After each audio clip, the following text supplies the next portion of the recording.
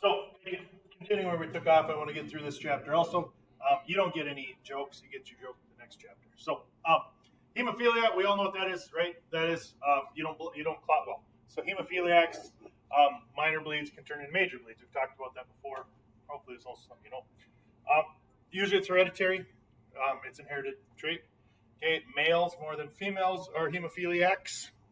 Okay, bleeding may occur spontaneously, but usually it has to do with the injury or a bruise, right? Internal, external injury. Um, altered mental status, okay, with children, with infants, we just like always, right? Abnormal, right? We need to know what the baseline is. So ask the baseline. Is this normal? Or is this how they normally talk? Different kids will babble or talk differently than others. Right? So learn to recognize that altered mental status in children also. A lot of times it has to do with compared to baseline. Not so much here with infants. We shouldn't have too many problems with a lot of those. But some of them are definitely applicable to infants also. Okay, but many of them are not. Don't make much sense for infants. Seizures. We talked about seizures before, right? It's basically short circuit in the brain. Okay. It can be a variety of ways. Remember, we talked about seizures, absent seizures. There's a whole bunch of different types of seizures that can happen. In infants, it might be even harder to recognize, right? Because they're not normal developed adults or adolescents that interact with their environment, right? They may stare off into nothingness. They may bicycling, right? Moving their arms and legs, kind of rotational motion. It can be a variety of things, so tougher to tell with infants sometimes. Okay. Causes of seizures, abuse, right? That'd be head injury type thing. Okay. It might be because they haven't been eating or drinking properly. Mrs. Schmeezing was talking about an infant that was in recently, not acting well because it hadn't eaten. Right? Low blood sugar, not, I don't think it was seizing at that point, but it definitely could have been a possibility. Okay. Lack of oxygen for a variety of reasons, usually not good, right? Poisonings could have gotten into something. So, or it could be epilepsy. It could be something that there is no outward indication as to why. So seizures essentially, right, knock your body off kilter. That's where that postictal state where they come back, where they're kind of confused and eventually start to come around. The longer the seizure, the longer it takes to come back. Okay, especially for an infant. So, if you do have repeating seizures or long seizures, remember that's a big deal, just like it was for adults. Okay, meningitis. Okay, we also have talked about this. Inflammation of the lining of the brain. Let's go with that rather than make me try to talk. Okay. So being able to recognize meningitis. Okay, we've talked about that with the adults. Okay. If they're constantly sick, right? If they have a compromised immune system, if they have surgery where that brain or spinal cord was exposed at some point, more likely to get infection in there, right? Okay. If they have head trauma, if they have a history of head trauma, shunts, pins, right? Shunts are things that they drain excess spinal fluid, whatever. If they have a history of brain spinal cord injuries or surgery, definite red flag. Okay. Fever with pain, with stiff neck, sore neck is the E1 sign of it. But you realize some of those are risk factors too that might come in. Okay. The other thing you'll see on children more than adults is these pinpoint. It's a rash, but it's pinpoint rash around the face, neck. What can be anywhere in the body, right? But really bright pinprick spots. I've never seen it in person, but heard about it. Okay, those are a little bigger even, but unexplained with a fever and stiff neck, head pain is a big sign. It also looks like this person's ankle is, I don't know, something.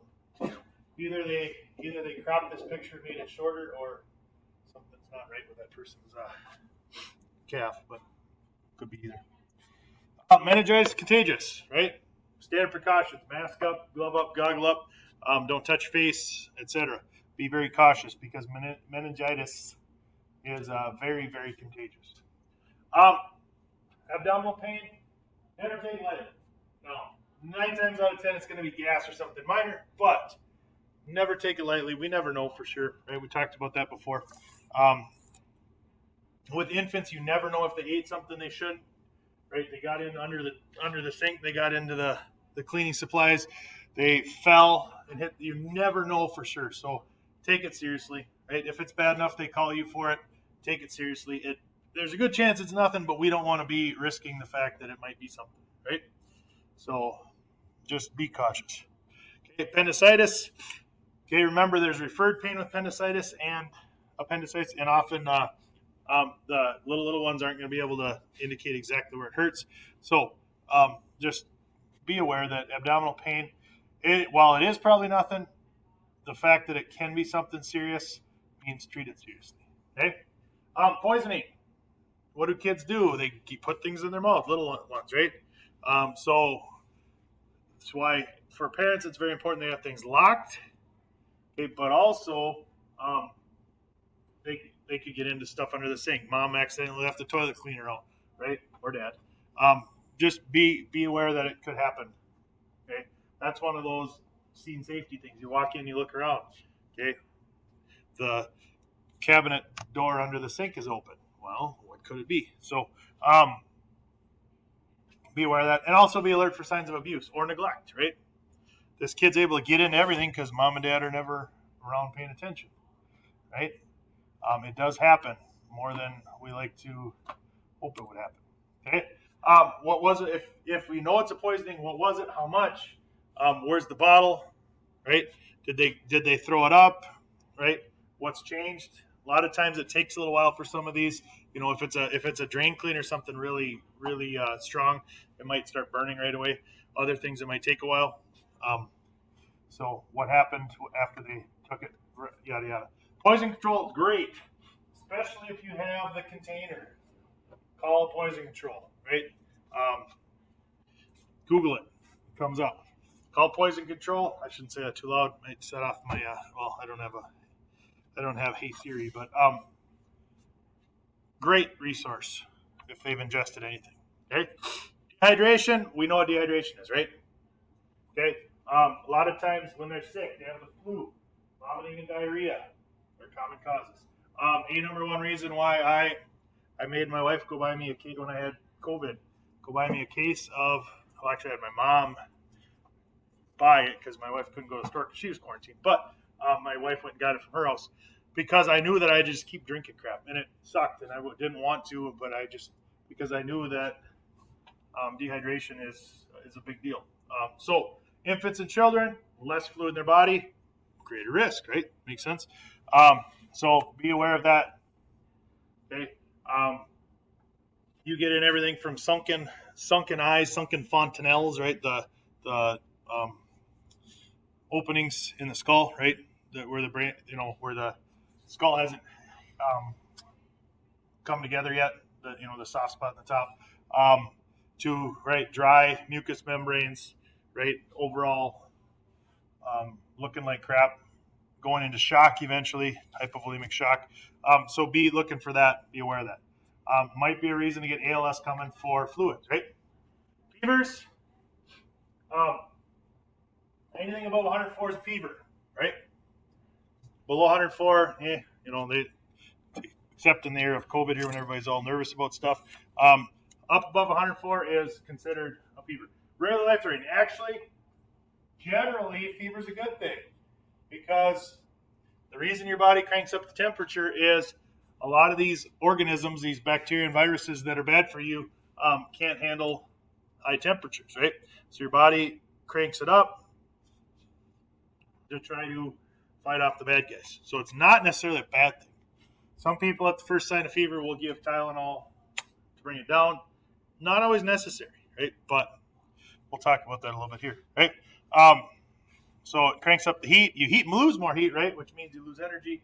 Your body's burning through stuff. Make sure you get an accurate body temperature, as accurate as you can. Okay? treat them for fever, right, and get them going. Because if it gets to that, generally 104, and I thought it was on this slide, apparently it's not. Generally, when you get above 104, at or above 104, that's life-threatening. That's bad. So you kind of have that between 100 and 104 is the okay fever. Once you get up too high, big deal. So that's, get them going. Okay? Febrile seizures, you get above that 104, seizures caused by fever, right? So usually if they get sick, they spike a fever, it's going to happen right away, right? So if they've had a fever for several days, usually it's not, it's at the start of that, not at the end of that. But okay. Obviously it's a seizure and it's a fever, bad deal. Get them going. Try to cool them down a little bit. Okay. Just like we would treat any seizure, exact same thing. Try to cool them down possibly. Get them going. All right, drowning emergencies. Right, if they're in the water, near the water, be careful for yourself. Right, drownings, unfortunately, are common. Okay, so it happens. Knock on wood. Never been to one, but it does happen. So just the same as all drownings. We already talked about a lot of these, right? Adolescents. Okay, drinking is a factor. Believe it or not, I think you guys are smarter than that. You realize that, but it does happen. Also, just like always, diving. Stupid decisions, especially when you've been drinking, right? But did they dive? If they're in the water, unresponsive, assume that they have a broken neck, right? Just like we always do. Okay. Pediatric trauma emergencies. Okay. There's a variety of them. Okay. Number one killer of kids, right? Fractures, especially the big bones, are less common in children, right? But we want to make sure that we take care of them because, right, if that doesn't heal properly because we screwed something up on the way in, it doesn't go over very well. Okay. Children are little adults, right? So we know that our bodies grow. So keep that in mind when you're analyzing issues, right? When you're headed to assessment. Okay. Softer bones, we already talked about that, right? Children have big heads compared to their body, especially toddlers, so that can cause neck injuries more quickly. Okay. So what do kids do? Bike accidents, pedestrian accidents oftentimes involve children, right? Obviously not paying attention, not knowing. So why that affects what we do, I don't know why this needs to be a slide, but just realize that you're going to run into a lot of those. Okay. Sports injuries, right? Kids, adolescents obviously play sports at a greater rate than adults, right? I don't spend much time playing softball, baseball, football anymore, right? So you're going to deal with a lot of those in sports injuries. Okay. Head injuries, softer, thinner skull, more serious concussions, more frequent concussions, heads large, right? Okay, so again, that trauma, the fact that the head is proportionally bigger with little kids means more head and neck and face injuries, right? That makes sense. Immobilization, we might have to pad when we immobilize children. Okay, chest injuries. Remember, bones are smaller. Okay, more likely to have flail chest. It'd be more common in children than adults generally. Okay, abdominal injuries. None of this is really anything too major here, right? Yeah, shock sets in earlier. That's what this one's telling you, right? You have to lose less blood volume in children for shock to start. Burns are more serious in children, right? More surface area relative to their body mass, right? Quicker to go into shock. That kind of makes sense. Okay. How do children get burned? Generally, simpler ways, right? Touching something they shouldn't, right? Or pulling something hot on themselves. So just be aware of that also. Okay. Just be aware of child abuse possibility in any burn case. Okay. And we'll finish this.